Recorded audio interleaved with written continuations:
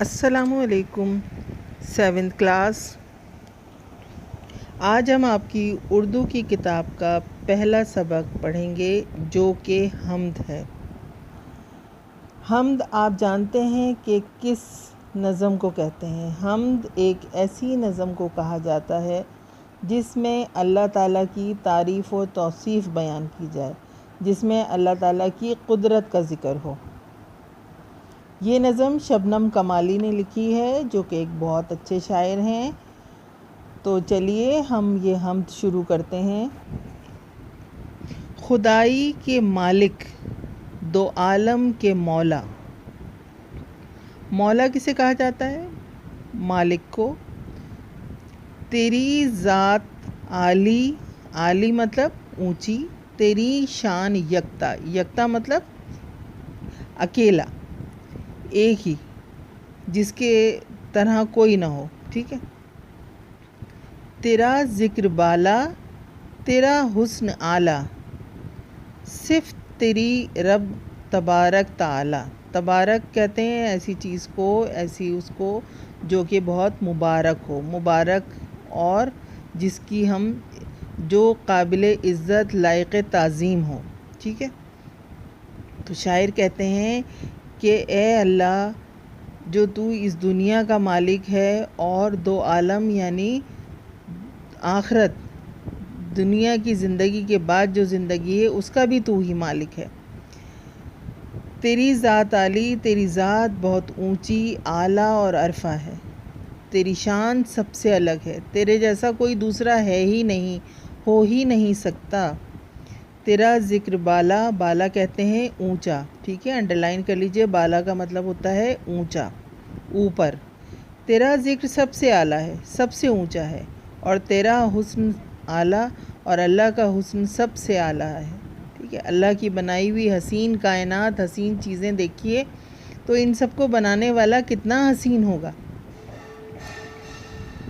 صفت تیری رب تبارک تعالی، اور اللہ کی صفت کیا ہے کہ اس کا ذکر ہی مبارک ہے، اس کی بات کرنا ہی مبارک ہے، ٹھیک ہے۔ اللہ کا ذکر کرنا آپ کے لیے ثواب کا بھی باعث ہے، اور اس سے مبارک اور اس سے اچھا ذکر کوئی ہے ہی نہیں۔ پھر تیرا نور جلوہ فگن چاندنی میں، جلوہ فگن موجود ہونا، نظر آنا، ٹھیک ہے، ستاروں میں خورشید کی روشنی میں۔ تو ستاروں میں بھی اور سورج میں بھی، ٹھیک ہے، اللہ کا نور نظر آتا ہے۔ زمیں کا حسین فرش تو نے بنایا، سکون بخش، انڈرلائن کر لیجئے، سکون بخش کا مطلب ہوتا ہے کہ جو سکون دے، ٹھیک ہے، جسے دیکھ کر سکون حاصل ہو۔ سکون بخش عالم، یہ سبزہ اگایا۔ تو شاعر کہتے ہیں کہ یا اللہ، تیرا نور چاندنی میں نظر آتا ہے، جب چاند کی سفید روشنی ہر طرف پھیلتی ہے تو کتنی خوبصورت لگتی ہے، اس وقت ایسا لگتا ہے جیسے نور پھیل گیا ہو۔ ستاروں میں خورشید کی روشنی میں، آسمان کی طرف نگاہ دوڑائیے، دیکھیے ستارے کتنے حسین لگتے ہیں، جب اندھیری رات میں ستارے چمکتے ہوئے نظر آتے ہیں تو وہ کیسا خوبصورت منظر ہوتا ہے۔ اور پھر رات کی تاریکی کے بعد جب سورج نکلتا ہے اور ہر طرف روشنی پھیلتی ہے تو پھر کیا ہوتا ہے کہ لگتا ہے کہ ہاں، ہمارے مالک اور خالق نے ہمارے آرام کے لیے اور ہمارے لیے کیسا اچھا انتظام کر دیا ہے۔ ہم ہزاروں بلب جلا کر بھی وہ روشنی کبھی حاصل نہیں کر سکتے جو سورج کی کرنوں سے اس پوری دنیا میں پھیل جاتی ہے۔ زمین کا حسین فرش تو نے بچھایا، اللہ نے اس زمین کا حسین فرش بچھا دیا ہے، ٹھیک ہے۔ زمین ایک قالین کی طرح ہمارے پیروں کے نیچے بچھی ہوئی ہے، جہاں کہیں سبزہ ہے تو کہیں پتھریلا علاقہ ہے، کہیں ریت ہے۔ زمین کے مختلف شیڈز ہیں، زمین کے مختلف رنگ ہیں، اور اللہ نے ہماری سکون کے لیے، ہمیں آرام دینے کے لیے سبزہ اگا دیا ہے۔ کہیں گھاس اگی ہوئی ہے تو وہاں پر دیکھیے جب گھاس پہ آپ چلتے ہیں تو کیسا آپ کو سکون محسوس ہوتا ہے۔ تو یہ سکون دینے والی چیزیں ہیں۔ درختوں سے زینت زمیں کو عطا کی، زینت کہتے ہیں خوبصورتی کو، سجاوٹ کو، کہ جو چیز سجائی جائے جس سے۔ حسین بیل بوٹوں سے رونق بڑھائی، یہ جاڑا سردی کے موسم کو کہا جاتا ہے، یہ جاڑا، یہ گرمی، یہ بارش کا موسم، یہ سورج کی کرنیں، یہ تاروں کی چمچم۔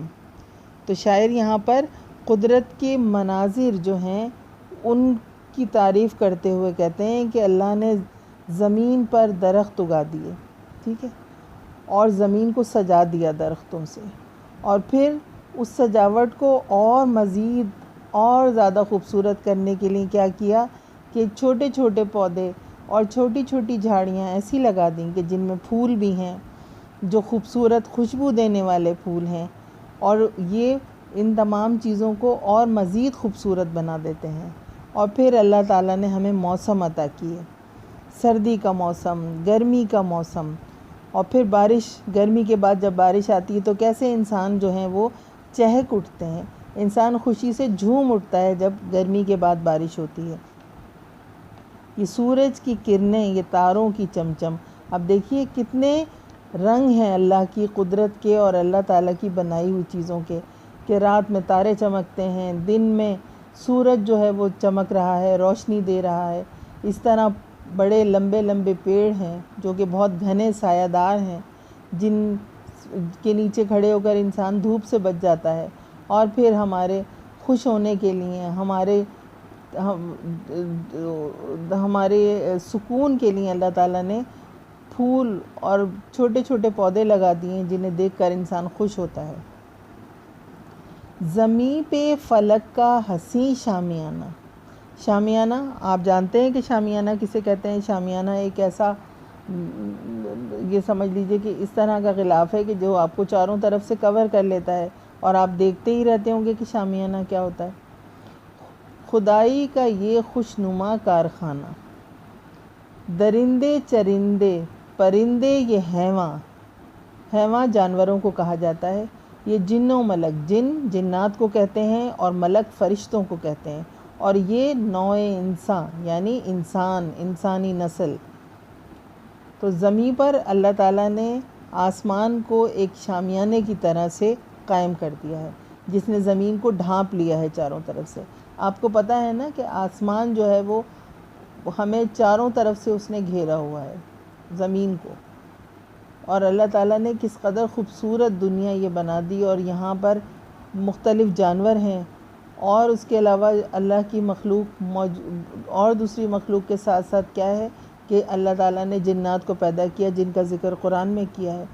پھر اس کے بعد فرشتے، ملک، فرشتوں کو کہا جاتا ہے، فرشتے، اور پھر انسان اس دنیا میں آباد ہے۔ ملی ہے جسے بھی یہاں زندگانی، تیرا فضل ہے یہ تیری مہربانی، کھلانا پلانا بنانا مٹانا، ہنسانا رلانا سلانا جگانا۔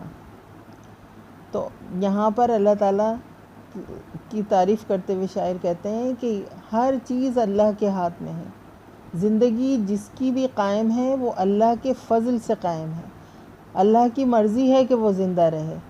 تو جو اللہ جب اس پہ مہربان ہے اور اسے زندہ رکھنا چاہتا ہے وہ جاندار زندہ ہے، اور ہمارا کھانا پینا، ہر چیز، ہمارے ساتھ ہونے والی تمام چیزیں جو ہیں وہ سب اللہ کے ہاتھ میں ہیں۔